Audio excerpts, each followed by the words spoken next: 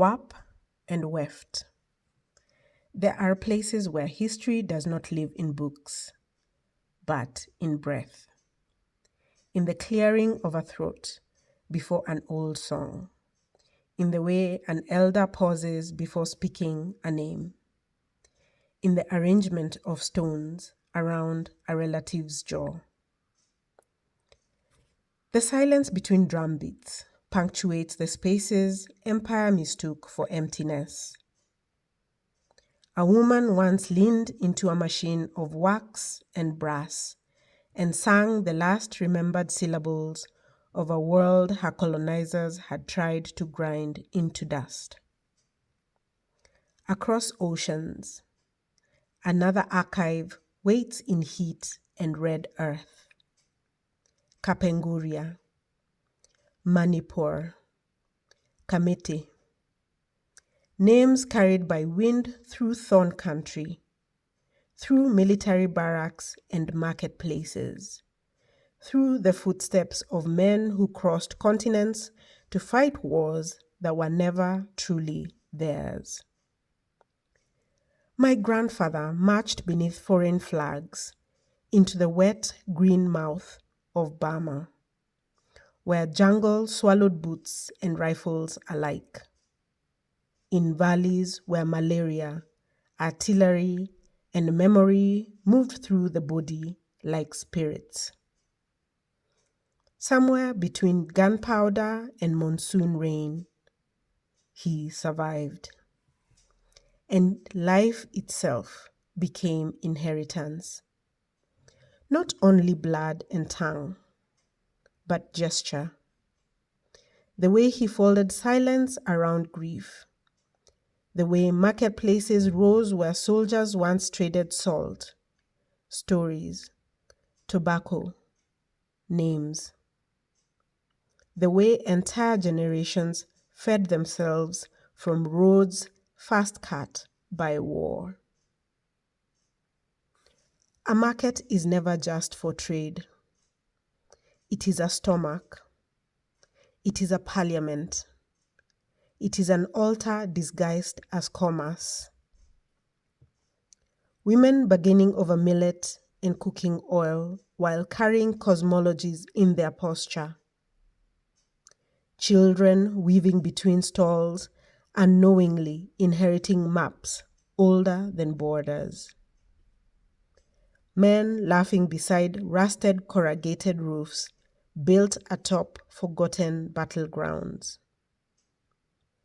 And beneath all this, beneath barter, asphalt, and prayer, the old contract remains. Humans have always negotiated existence, not only on paper, but through ritual and singing lineage into the void so that it remembers you back. I imagine my Garana organizing trade caravans, squatting low to the earth, their shadows folding into roots and moonlight. One speaks their mother's tongue, her mother's name, names the clan, follows the river, then the cattle song, recounts the battles survived. Not because God forgets, but because memory itself is sacred labor. Stones are arranged carefully at a sacred site. 3 here, 7 there, 1 facing east. An offering is made. Perhaps tobacco, maybe milk, perhaps only breath. The living believe they are speaking upward, but perhaps they are also speaking backward and forward simultaneously. To the unborn, to the dead, to those crossing oceans, to those crouched before phonographs, to those marching through Burma, to those not yet named. What is a prayer if not a thread cast across time? What is lineage if not an echo teaching matter how to remember itself? We leave traces everywhere. A fingerprint on wax cylinder recordings. A military file archived in a northern town. A marketplace name surviving long after empire forgets why it exists. Footprints circling a shrine. A lullaby or a scar. We imagine history as something monumental. Bronze statues, treaties, museums.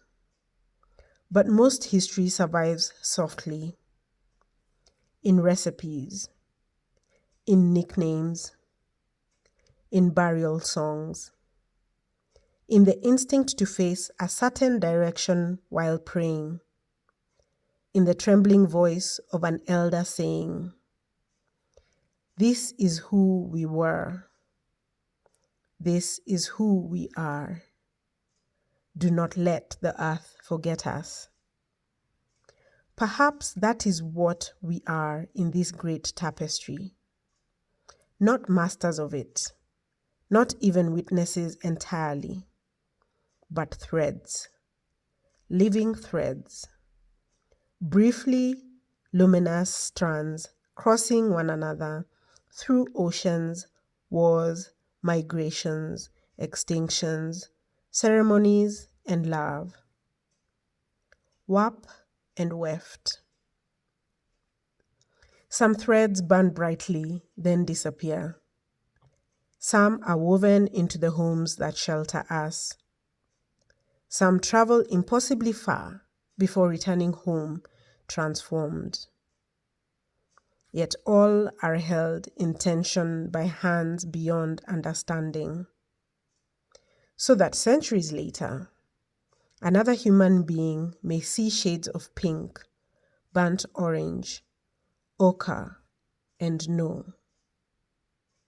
We were here. We fought. We fed each other. We remembered. And the tapestry, despite everything, still lives.